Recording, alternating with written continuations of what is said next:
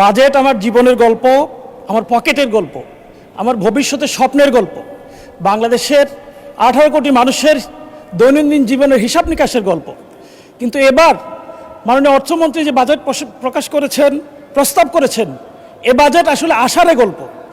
মাননীয় স্পিকার, প্রায় 3.25 লক্ষ কোটি টাকা ঋণ নির্ভর যে বাজেট পেশ করা হয়েছে, সে বাজেট শুনে, ঋণের কথা শুনে আমাদের বিরোধী দলীয় অনেক সংসদ সদস্য উষ্মা প্রকাশ করেছেন, আশ্চর্য হয়েছেন। আমি কিন্তু একটু আশ্চর্য হইনি, কারণ যারা নিজেরা ঋণ নির্ভর, ঋণগ্রস্ত, ঋণ খেলাপি, তারা ঋণ নির্ভর বাজেট দিবে, এটাই তো স্বাভাবিক। মাননীয় স্পিকার, এ বাজেট পেশ করার আগেই বাংলাদেশে গত 4 মাসে এই সরকার এসে প্রায় অধিকাংশ পণ্যের মূল্য বৃদ্ধি করেছে। এ বাজেট পেশ করার আগেই 14টি ভোগ্য পণ্য সহ প্রায় বড় বড় যে পণ্যগুলো মানুষ নিত্যদিন ব্যবহার করে সেগুলোর মূল্য বৃদ্ধি পেয়েছে। এবার বাজেট পেশ করার 7 দিন আগে বিদ্যুতের মূল্য বৃদ্ধি করা হয়েছে, 10 দিন আগে জ্বালানি তেলের মূল্য বৃদ্ধি করা হয়েছে, কিছুদিন আগেই এলপিজি গ্যাস 1200 টাকা থেকে 1940 টাকা বৃদ্ধি করা হয়েছে। মাননীয় স্পিকার, জ্বালানি তেলের মূল্য বৃদ্ধি, গ্যাসের মূল্য বৃদ্ধি, একই সাথে নিত্য প্রয়োজনীয় মূল্য বৃদ্ধির পাশাপাশি পরিবহন ভাড়া আকস্মিকভাবে এত বেশি বৃদ্ধি পেয়েছে, এটা বাংলাদেশের ইতিহাসে সর্বকালের সকল রেকর্ডকে ছাড়িয়ে গেছে। মাননীয় স্পিকার, বাংলাদেশের মানুষ খুব আশা নিয়েছিল এই বাজেট পেশের মধ্য দিয়ে এই মূল্য বৃদ্ধিকৃত পণ্যের মূল্য হ্রাস পাবে, কিন্তু এই বাজেট বাংলাদেশের মানুষকে হতাশ করেছে। মাননীয় স্পিকার, একই সাথে এই বাজেটে বিশেষভাবে কিছু পণ্যের উপর নতুন করে করারোপ করা হয়েছে, যাতে এই পণ্যগুলোর মূল্য বৃদ্ধি পেয়েছে। এমএস রড ও এর কাঁচামালের উৎপাদনে কর এবং ভ্যাট হিসেবে 10% নতুন কর বৃদ্ধি করা হয়েছে, যাতে রডের মূল্য বৃদ্ধি পেয়েছে। ইস্পাত এবং টিনজাত পণ্যের মূল্য বৃদ্ধি পেয়েছে। সাবান এবং শ্যাম্পুর কাঁচামালের উপর ভ্যাট অব্যাহতি কমিয়ে আনার কারণে ইতিমধ্যে এই দুটি পণ্যের মূল্য শিয়া বাটার ও ভিটামিন ই সমৃদ্ধ লিলি বিউটি সোপ, তারুণ্যময় উজ্জ্বল ত্বকের জন্য ইতিমধ্যে বৃদ্ধি পেয়েছে।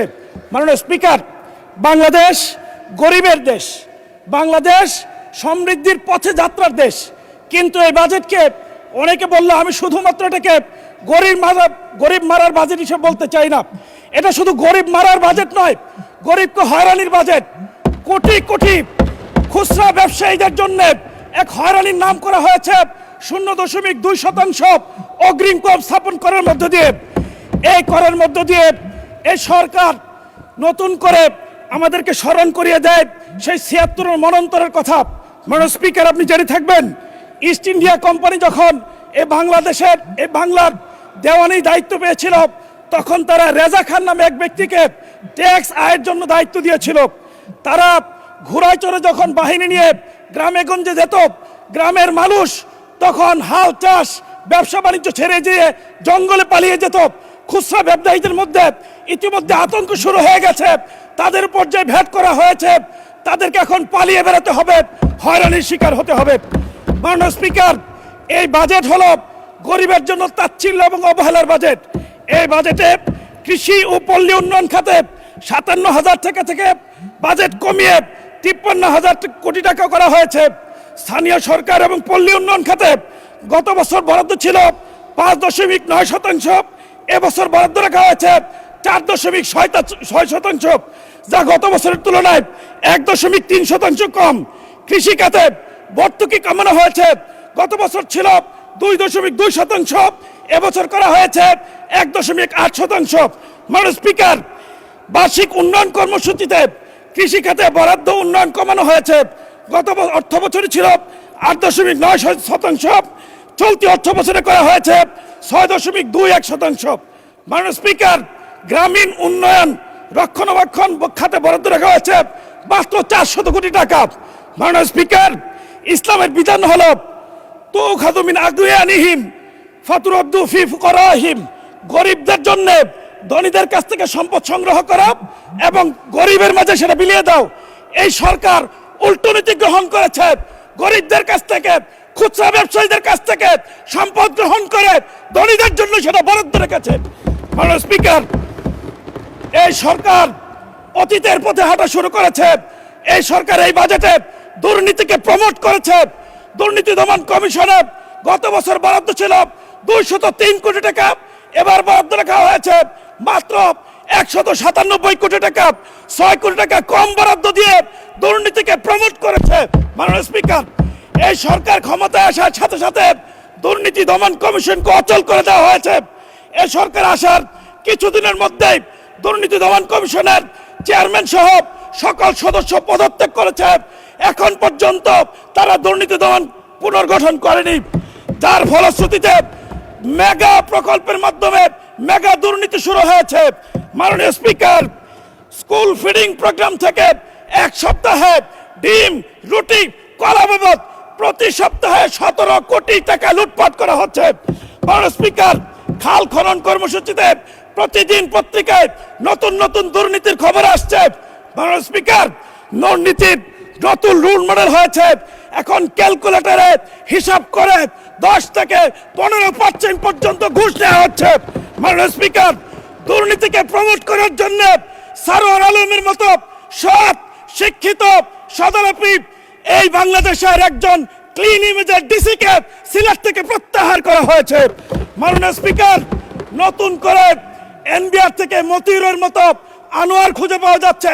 মতিউরের ছিল 500 কোটি টাকার দুর্নীতি, আনোয়ারের দুর্নীতি পাওয়া গেছে 900 কোটি টাকা। মাননীয় স্পিকার, মাননীয় স্পিকার, বাংলাদেশ রেস্টুরেন্ট ওনার্স অ্যাসোসিয়েশনের মালিক তিনি বলেছেন, যে এনবিআর বাজেট প্রণয়নে যুক্ত থাকে, যে এনবিআর করারূপ করে, যে এনবিআর ভোট করে, সেই এনবিআর যে পরিমাণ দুর্নীতি করে সেটা যদি না হয় তাহলে বাংলাদেশে বাজেটের দরকার হবে না।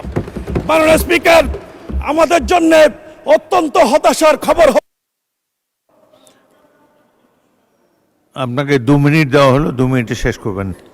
মাননীয় স্পিকার, আমাদের জন্য অত্যন্ত হতাশার হলো এই বাজেট জুলাইকে ধারণ করেনি। এই বাজেট আমার ওয়ালিউল্লাহ মুকদ্দাস ভাইয়ের গুম হওয়া সন্তানের কান্নার খবর রাখেনি। গুম কমিশনের জন্য এই বাজেট 1 টাকা বরাদ্দ রাখেনি। মাননীয় স্পিকার, আমি সর্বশেষ বলতে চাই, মাথায় অতিরিক্ত বোঝা নিয়ে পাহাড়ের চূড়ায় চড়া যায় না, স্বপ্ন দেখা যায়, পৌঁছা যায় না।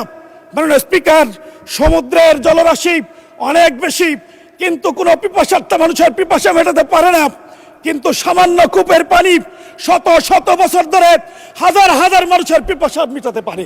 সুতরাং বাজেট বড় হলেই চলবে না, ঋণ নিয়ে কোটি টাকা বরাদ্দ রাখার মধ্যে বাজেট নয়।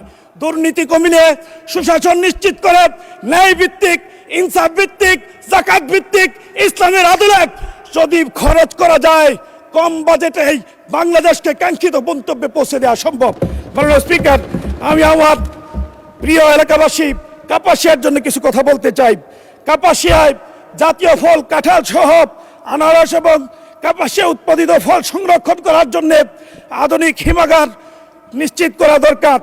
মাদক, সন্ত্রাস, চাঁদাবাজি এবং কিশোর গ্যাং রুখতে বিশেষ যৌথ অভিযান পরিচালনার জন্য বিশেষ বরাদ্দ দাবি করছি।